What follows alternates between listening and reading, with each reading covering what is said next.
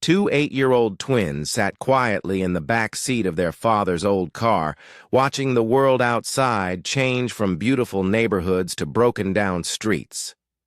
Just 6 months ago, they had been living in a house so big that they could play hide-and-seek for hours without finding each other. Now everything they owned fit into 3 garbage bags in the trunk. The boy twin, who was older by 12 minutes, held his sister's hand tightly. He could feel her fingers trembling, but he didn't know if it was from the cold or from fear. Their father hadn't said much during the long drive. He just kept his eyes on the road, and his hands gripped the steering wheel so hard that his knuckles turned white. Their old life felt like a dream now. There had been a swimming pool in their backyard where they learned to dive last summer. Their rooms had been filled with toys, books, and clothes that still had price tags on them. Every morning, a lady named Mrs. Patterson would make them pancakes, shaped like animals, while their father got ready for work in his expensive suits. But that was before everything fell apart. Their father used to work at a big office building downtown. He would leave early in the morning and come home with presents and stories about his day. The twins remembered how he would lift them up high in the air and tell them they were going to have the best life possible. He promised them college funds and family vacations to places they had only seen in picture books. Then one day, men in suits came to their house. They weren't the friendly kind of men in suits like their father. These men had serious faces and carried papers that made their father's face go pale. The twins watched from the top of the stairs as their father sat at the kitchen table with his head in his hands while the men talked in low, angry voices. After that day, their father changed completely. He stopped wearing his nice suits and started wearing the same clothes for days at a time. He stopped making them breakfast and sometimes forgot to buy groceries. The twins learned to make peanut butter sandwiches and pour their own cereal when they could find milk in the refrigerator. The phone rang constantly, but their father stopped answering it. When people came to the door, he would peek through the curtains and tell the twins to be very quiet until they went away. The twins didn't understand what was happening, but they could feel that something was very wrong. One morning, they woke up to find their father packing their clothes into garbage bags. His eyes were red and puffy, and his hands shook as he folded their favorite shirts. He told them they were going on an adventure, but his voice didn't sound excited like it should when someone talks about adventures. They had to leave most of their toys behind. The girl twin cried when her father said she could only bring one stuffed animal. She chose a small brown bear that their grandmother had given her before she died. The boy twin packed his favorite books, but his father made him leave half of them on his bedroom floor.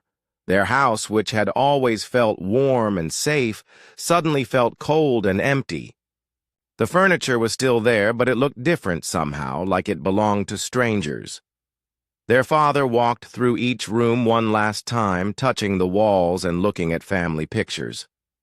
The twins had never seen a grown-up cry before, but they watched tears roll down their father's face as he locked the front door for the last time. The drive to their new home took 4 hours. Their father bought them hamburgers at a drive-through restaurant, but nobody felt much like eating. The twins pressed their faces against the car windows and watched as the houses got smaller and more run down. They passed empty lots filled with weeds and buildings with broken windows. Their new home was a small room in a place called the Sunset Motel. The sign outside was missing several letters and flickered on and off even during the day. Their father carried their garbage bags inside while the twins stood in the parking lot, not sure what to do. The room smelled like old cigarettes and cleaning chemicals. There were 2 beds with covers that had small burn holes in them. The carpet was brown and felt sticky under their feet. The bathroom was tiny, and the shower made strange noises when their father turned it on to test it. This was going to be their home now. Their father sat on one of the beds and put his face in his hands. Again, the twins had learned that this meant he needed to be left alone for a while. They sat on the other bed and looked around their new room. There was a small television that only got 3 channels, and all of them were fuzzy. There was a little table with 2 chairs, but one of the chairs was broken. Outside their window, they could see a gas station, a laundromat, and a small restaurant with a red neon sign that said Rosie's Diner. The parking lot was full of big trucks and old cars. People came and went at all hours of the day and night, but nobody looked happy. The first few weeks were the hardest. Their father spent most of his time lying on his bed, staring at the ceiling. Sometimes he would get up and leave for hours without saying where he was going. The twins learned to be very quiet during these times. They would sit by the window and watch the people in the parking lot, making up stories about where they were going and what their lives were like.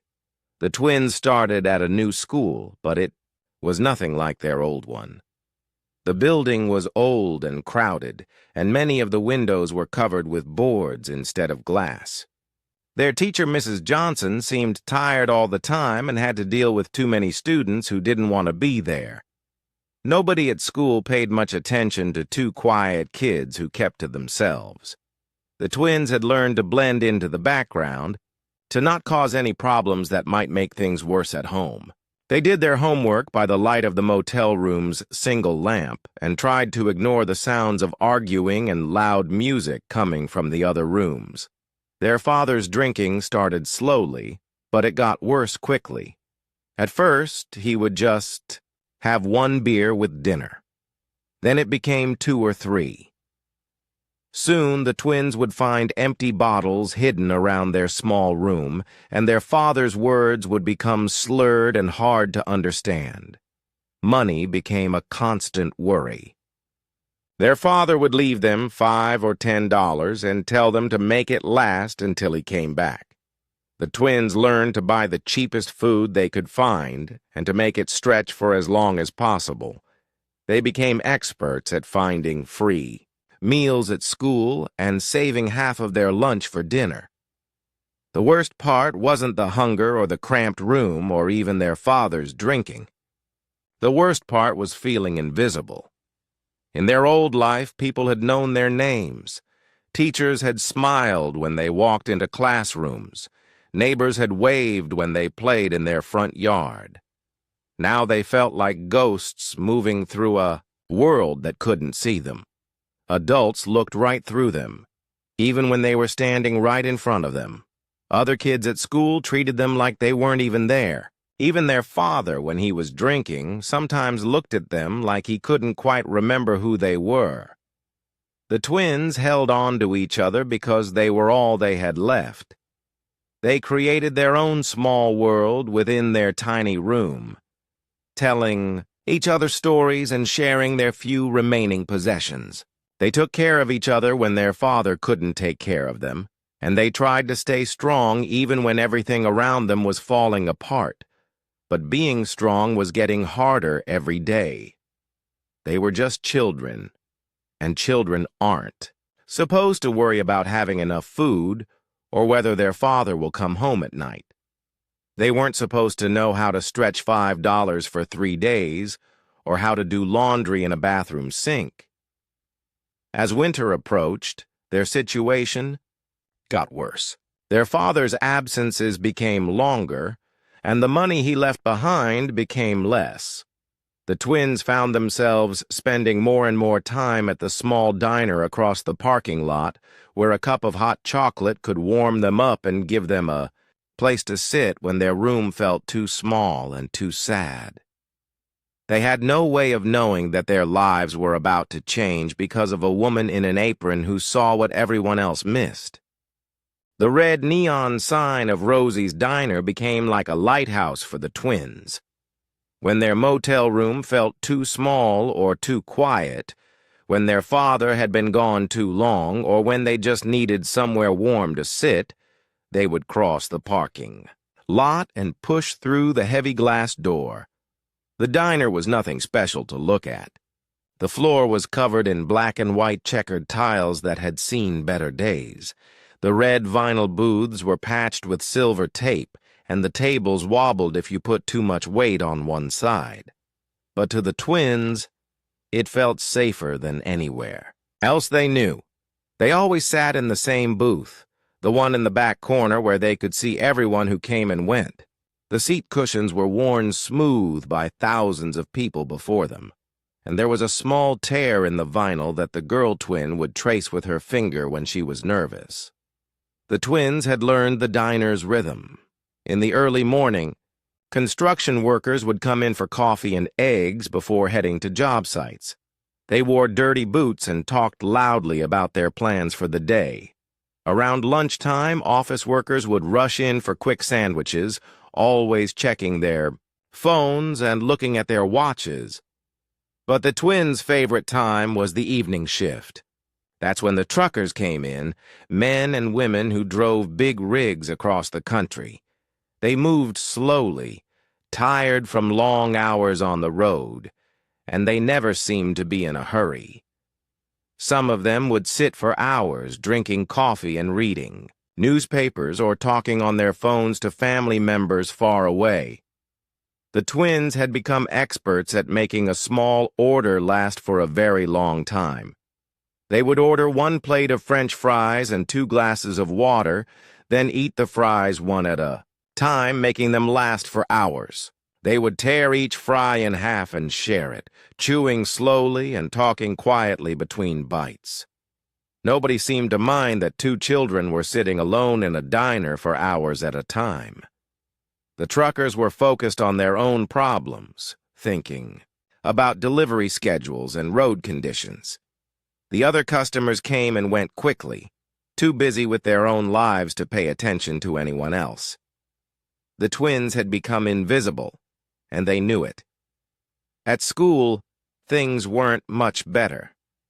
Their teacher, Mrs. Johnson, had 32 students in her classroom and not enough desks for all of them. Some kids had to sit on plastic chairs that didn't match, and there were never enough books to go around. Mrs. Johnson tried her best, but she was fighting a losing battle against overcrowding, outdated materials, and students who came to school, with problems bigger than anything that could be solved in a classroom. The twins had learned to keep their heads down and not cause any trouble. They did their homework even when they didn't have proper lighting in their motel room.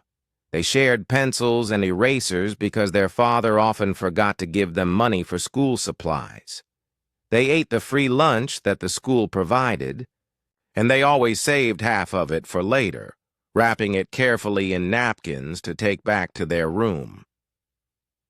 Other kids at school had started to notice that the twins wore the same clothes several days in a row. Their expensive clothes from their old life were starting to look shabby and too small. The girl twin's shoes had a hole in the bottom that she tried to cover with a piece of cardboard, but the cardboard got wet when it rained and fell apart. The boy twin had always been good at making friends, but now he found it hard to talk to other kids. How could he explain where he lived or why his father wasn't around? How could he invite anyone over to play when his home was a single room in a rundown motel? It was easier to just stay quiet and hope nobody asked too many questions. The girl twin had started pulling at her hair when she was worried, which was most of the time now. She would twist small sections around her finger and pull until it hurt, leaving thin spots that she tried to hide by combing her hair differently. The school nurse had noticed during a routine check, but with so many students and so many problems, it was just noted in a file and forgotten. One afternoon, the girl twin collapsed in the hallway between classes. She had been feeling dizzy all morning, but she didn't want to cause any trouble. The last thing she remembered was reaching for her locker handle, and then everything went black. When she woke up, she was lying on a small cot in the nurse's office.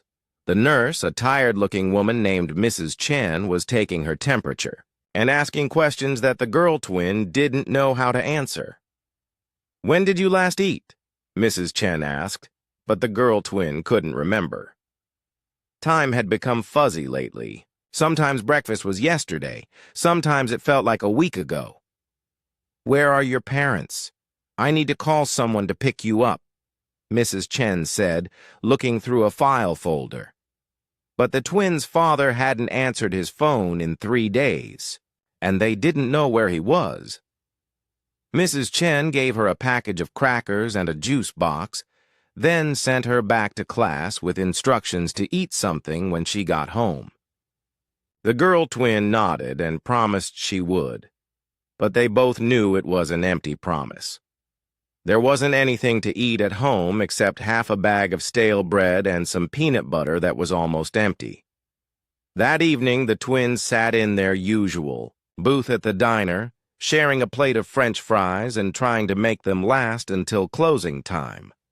The girl twin still felt weak from her collapse earlier, but she didn't want to worry her brother. She picked at the fries slowly, more interested in the warmth of the restaurant than the food. Around them, the usual evening crowd was settling in. There was a trucker named Big Joe who always ordered pie with his coffee. There was an older man who came in every night at exactly 7:30 and read the same newspaper for an hour. There was a young couple who sat in the booth by the window and talked in low voices about their plans to move to California. None of them paid any attention to the 2 children in the corner booth. The twins had learned to make themselves small and quiet. They spoke in whispers and tried not to draw attention to themselves.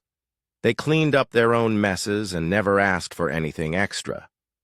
They had become experts at being invisible, at taking up as little space as possible in a world that seemed to have no room for them, but being invisible was taking its toll. The boy twin was losing weight, and his clothes hung loose on his thin frame. Dark circles had formed under his eyes from too many nights lying awake, listening for their father's footsteps in the parking lot. He had stopped raising his hand, in class, even when he knew the answers, because he didn't want anyone to notice him. The girl twin had become even more withdrawn. She rarely spoke, even to her brother, and spent most of her time staring out windows or tracing patterns on tables with her finger. Her hair had become thin and brittle from poor nutrition and stress, and the bald spots from her pulling had become more noticeable. Their father's absences were getting longer and more frequent. Sometimes he would be gone for a whole week, leaving them with just enough money for basic food and promising to be back soon. When he did return, he was usually drunk and barely able to take care of himself, much less 2 young children. The twins had learned to take care of each other. The boy twin would help his sister with her homework when she was too tired to concentrate. The girl twin would share her food even when she was still hungry herself. They had created their own small family within their broken one, holding on to each other when everything else was falling apart.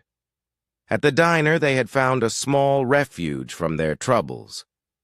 The warm lights, the smell of coffee and fried food, and the steady hum of conversation made them feel less alone. They would sit for hours, watching the other customers and imagining what their lives were like. Did they have homes to go to? Did they have families who worried about them when they were late? The twins were learning hard lessons about how easy it is to become invisible in a world full of busy people. They were discovering that children could fall through cracks in the system, that teachers with too many students might miss the signs of neglect, and that strangers in restaurants could look right through hungry children without seeing them at all. But they were also about to learn that sometimes, just sometimes, there are people who see what others miss. People who notice when children are too quiet, too thin, too alone. People who understand that behind every invisible child is a story that needs to be heard and a life that needs to be saved. Carmen Rodriguez had been working at Rosie's Diner for 3 years, and she thought she had seen everything. She had served coffee to truckers who hadn't slept in 2 days, listened to heartbroken people cry into their pie, and cleaned up messes that would make most people sick. But nothing had prepared her for the 2 children who sat in booth 7 every evening. Carmen worked the evening shift because it paid a little more money, and every extra dollar mattered. She sent most of her paycheck back to El Salvador, where her own 3 children lived with her mother. She hadn't seen them in 4 years, not since she made the dangerous journey north to find work and a better life. Every night, she would look at the picture in her wallet, her 2 boys and her little girl, all smiling and missing teeth. Her oldest son would be 12 now, almost old enough to work and help support the family. Her daughter would be starting school soon, learning to read and write in Spanish, just like Carmen had done so many years ago. The loneliness was the hardest part of her life in America. She lived in a small apartment with 2 other women who also worked night jobs. During the day, while they slept, she would sit by the window and watch families walk by on the street below, mothers pushing strollers and fathers carrying children on their shoulders. But at the diner, Carmen felt useful. She was good at her job, fast and efficient, and she never complained about difficult customers or long hours. She had a gift for remembering how people liked their coffee and what they usually ordered. The regular customers appreciated her quiet kindness, even though most of them didn't speak Spanish and she spoke very little English. Carmen first noticed the twins on a cold Tuesday evening in November. They had ordered 1 plate of French fries and 2 waters, and they were eating very slowly, making each fry last as long as possible. What caught her attention wasn't what they were eating, but how they were eating it. The children shared everything. Every single French fry was broken in half, with each twin eating their portion carefully. They counted out the fries to make sure they each got exactly the same amount. When one child reached for their water glass, they would check to make sure. The other had taken a sip first. Carmen had grown up poor enough to understand the careful mathematics of hunger. She recognized the way these children were rationing their food, making it last not because they weren't hungry, but because they didn't know when they would eat again. That first night, Carmen watched them from behind the counter. The boy twin kept looking toward the door, as if he was waiting for someone who never came. The girl twin had wrapped her thin jacket around herself like a blanket, and Carmen could see her shivering even though the diner was warm. When Carmen's shift manager wasn't looking, she brought the children an extra basket of bread rolls. "For the table," she said in her broken English, setting them down with a smile. The children looked surprised, then grateful, and they shared the rolls just like they had shared the fries. The next evening, the twins were back in the same booth. This time, Carmen noticed that their clothes looked like they had been slept in, and the girl twins' hair was tangled and unwashed. When Carmen brought them their order, the same plate of fries and 2 waters, she made sure to fill their water, glasses all the way to the top. Night after night, the pattern continued. The twins would arrive around 6 o'clock and stay until the diner started to empty out around 9. They never caused any trouble, never asked for anything extra, and always cleaned up after themselves. But Carmen could see that they were getting thinner and more tired with each passing week. Carmen began to find small ways to help without making it obvious. She would accidentally make too much soup and ask if the children would help her finish it so it wouldn't go to waste. She would bring them extra napkins that happened to have cookies wrapped inside them. When the weather got colder, she would turn up the heat in their section of the diner and pretend it was a problem with the thermostat. Other customers came and went without giving the children a second glance. The truckers were thinking about their next delivery. The office workers were checking their phones, and the elderly regulars were lost in their newspapers. But Carmen watched everything, the way a mother watches her own children even when she's busy with other things. She noticed that the boy twin was protective of his sister, always making sure she ate first and wore his jacket when she was cold. She noticed that the girl twin had nervous habits, pulling at her hair and biting her nails until they bled. She noticed that neither child ever mentioned their parents or talked about going home. Carmen's English wasn't good enough to ask the right questions, and she was afraid of causing trouble. As an undocumented worker, she knew she had to be careful about getting involved in situations that might bring attention from authorities, but her conscience wouldn't let her ignore what she was seeing. She started bringing her English-Spanish dictionary to work, looking up words that might help her communicate with the children. She learned how to ask, "Are you okay?" and "Where is your family?" But when she tried to use these phrases, the children would just nod politely and change the subject. The breaking point came on a rainy Thursday evening in December. The twins arrived at the diner soaking wet, their thin clothes dripping water onto the floor. They didn't have umbrellas or raincoats, and their shoes were so worn that Carmen could see their socks through the holes. The girl twin was shivering so hard that her teeth were chattering and her lips had turned blue from the cold.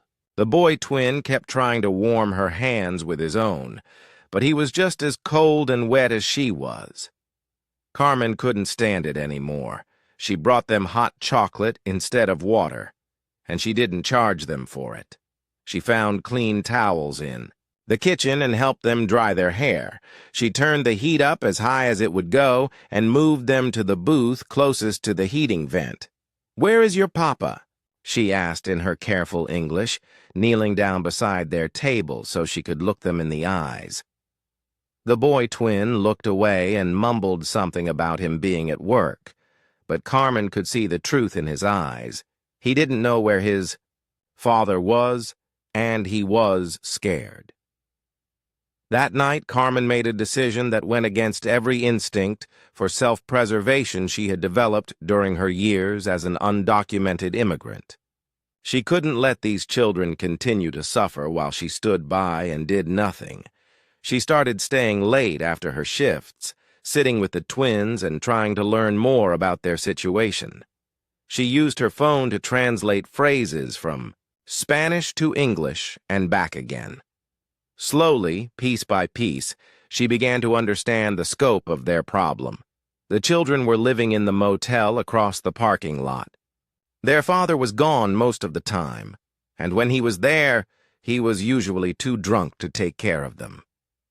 They had been fending for themselves for weeks, living on whatever money he left behind and trying to stay invisible so no one would ask questions. Carmen's heart broke for these children. They reminded her of her own kids back home, who depended on the money she sent to survive, but at least her children had their grandmother to watch over them. These two had no one. She started bringing them food from home, rice and beans wrapped, in foil, fruit that was getting too ripe to serve in the diner, sandwiches made with the good bread from the grocery store. She would slip these packages to them quietly, always with a smile and a gentle touch on their shoulders. The other workers at the diner began to notice Carmen's special attention to the children, but no one said anything. Everyone knew Carmen was a good person who worked hard and never caused trouble. If she wanted to feed 2 hungry kids, that was her business. But Carmen knew that food wasn't enough. These children needed real help, the kind of help that required phone calls to authorities and questions that she wasn't sure she could answer. She thought about her own children every night as she walked home from work, wondering what she would want someone to do if they were in trouble and she wasn't there to help them. The answer was obvious, even if it was terrifying. Carmen had spent years trying to be invisible herself, working quietly and avoiding attention that might lead to deportation. But sometimes, being invisible wasn't enough. Sometimes, you had to be seen. You had to speak up, even when it was dangerous. On a cold Friday night, when the twins arrived at the diner looking more exhausted and desperate than ever before, Carmen knew she couldn't wait any longer. She had watched these children grow thinner and sadder for weeks, and she couldn't live with herself if something terrible happened to them while she stood by and did nothing. She made the hardest decision of her life, knowing it might change. Everything for both the children and herself.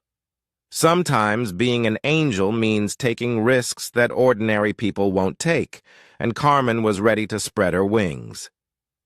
Carmen's hand shook as she dialed 911 on the old phone in the diner's kitchen. She had practiced what she would say in English 100 times, but now that the moment was here, all her carefully chosen words seemed to disappear from her mind. "Hello, I need help," she said slowly, trying to keep her accent from making her words unclear. "2 children. They are alone, no family, at Rosie's Diner on Highway 82. The operator asked many questions that Carmen struggled to answer.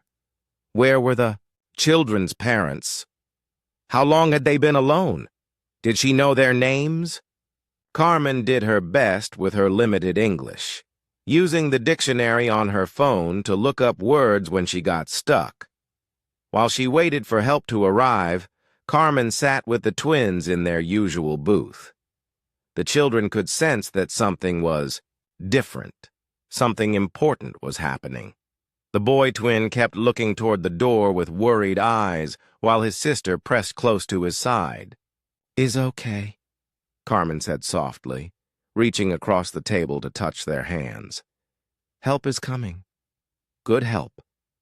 20 minutes later, 2 police officers and a social worker walked through the diner's front door.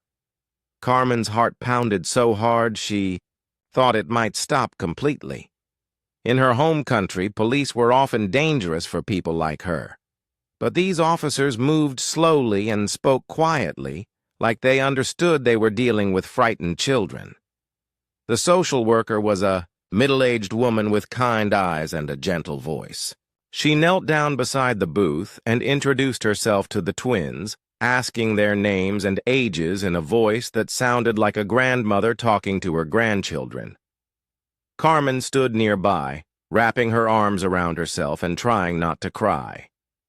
She had done the right thing, she knew that, but she was terrified about what would happen next. Would they ask for her identification? Would they want to know about her legal status? Would helping these children be the thing that finally got her deported?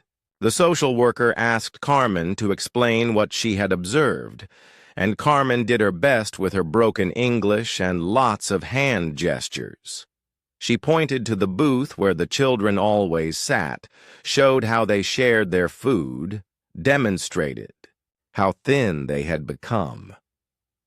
The police officers took notes and asked questions that Carmen sometimes couldn't understand. One of the officers went to check the motel room while the social worker stayed with the children. Carmen watched through the diner window as he crossed the parking lot and knocked on doors, talking to the motel manager and looking at registration papers. When he came back, his face was serious. The twins' father had checked out 3 days ago, leaving behind only empty bottles and a phone number that was no longer in service. The children had been completely alone for almost a week, surviving on the last $5 he had left them and the food that Carmen had secretly provided. The social worker explained to the twins that they would need to go to a safe place for the night, somewhere warm and clean where people would take care of them while they looked for their father. The children listened with wide, frightened eyes, holding hands so tightly that their knuckles turned white. "Can Carmen come with us?" the boy twin asked in a small voice. It was the first time Carmen had heard him speak more than a few words, and her heart nearly broke at the trust in his voice. The social worker looked at Carmen with new interest. "You've been taking care of them?" Carmen nodded, not trusting her voice to work properly. "They come here every night," she managed to say. "Always hungry, always alone. I give them food when I can." The police officers exchanged glances.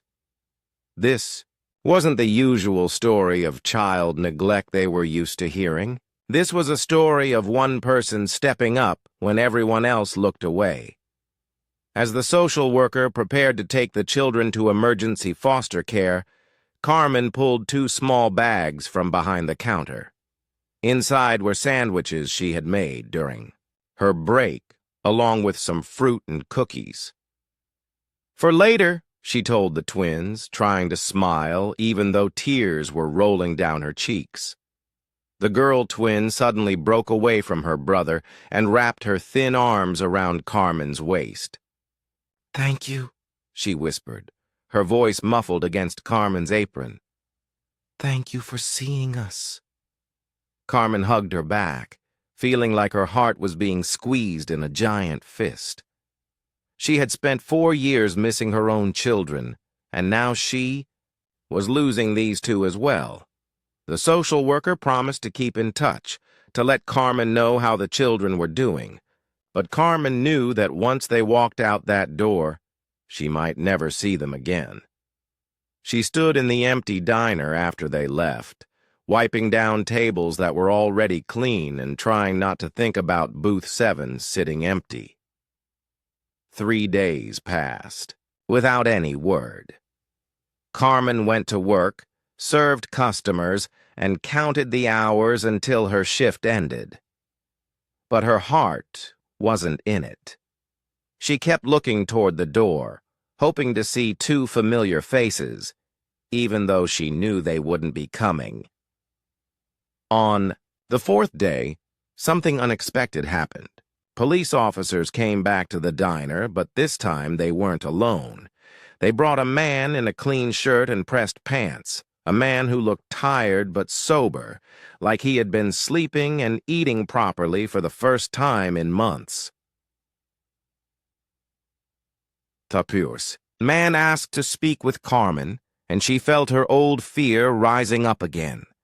But when he began to talk, his words weren't what she expected to hear. "You saved my children," he said, his voice thick with emotion. "The social worker told me what you did, how you watched over them when I couldn't, how you fed them and kept them safe." Carmen stared at him, not understanding. This clean, healthy-looking man was the twins' father, the same man who had abandoned 2 children in a motel room. The story that came out was more complicated than anyone had imagined. The man's name was David, and he hadn't been running away from his children. He had been running away from himself. When his business collapsed, and he lost everything, the shame and depression had driven him to drink. But 3 weeks ago, in a moment of clarity, he had checked himself into a rehabilitation center in another state. While he was getting sober and learning to deal with his problems, his former business partners had been working to clear his name. The financial scandal that had destroyed his life had been orchestrated by corrupt colleagues who had used him as a scapegoat. There was evidence, lawyers said, and a significant settlement waiting for him. But none of that mattered to David as much as getting his children back. He had been searching for them for over a week, ever since he got out of rehab and found their motel room empty. The police had finally tracked him down through the phone number the social worker had found in their files. "I can't give you back the time I lost with them," David said to Carmen, his eyes bright with unshed tears. "But I can make sure you know how grateful I am for what you did. You were the mother they needed when their father couldn't be there." Carmen didn't understand all of his words, but she understood the emotion behind them. She also understood when he pulled out his phone and made a call to someone who spoke Spanish. A few minutes later, David handed her the phone. On the other end was a lawyer who explained, in perfect Spanish, that David wanted to help her with her immigration status. He had money now, and lawyers, and he wanted to use both to help the woman who had saved his children. Carmen almost dropped the phone. After 4 years of living in fear, of sending money home while barely surviving herself, someone was offering her a chance at a legal, secure life in America. More importantly, someone was offering her a chance to bring her own children north, to be reunited with the family she had sacrificed everything to support. But the biggest surprise was yet to come. A week later, on a Tuesday evening that felt like a lifetime after that first Friday when Carmen had made her phone call, the diner's front door opened. 2 children walked in, but they looked completely different from the thin, scared kids who had left a week earlier. The twins were clean and healthy-looking, wearing new clothes that actually fit them properly. Their father walked behind them, and Carmen could see in his posture and his eyes that this was a man who had found his way back to himself. The children ran straight to Carmen, nearly knocking her over with their hugs. They talked over each other, telling her about the nice foster family who had taken care of them, about their father getting better, about the new apartment they were going to live in. But what made Carmen cry, the good kind of crying, was when the boy twin pulled a photograph from his pocket. It was a picture of 3 children standing in front of a small house, all of them smiling and waving at the camera. "These are my children," Carmen said, showing them the same picture she had carried in her wallet for 4 years. The girl twin studied the photo carefully.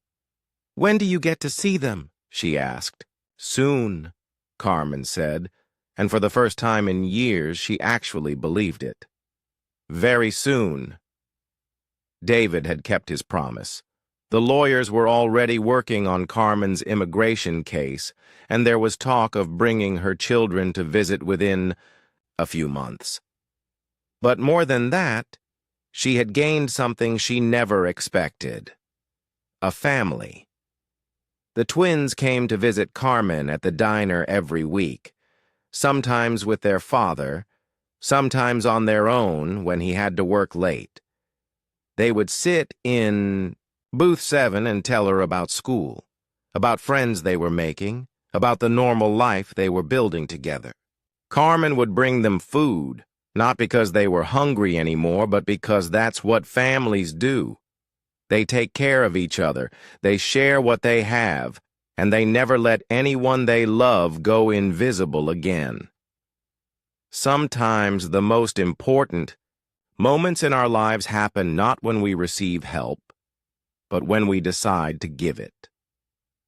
Carmen had risked everything to save 2 children, and in return, she had gained more than she ever could have imagined.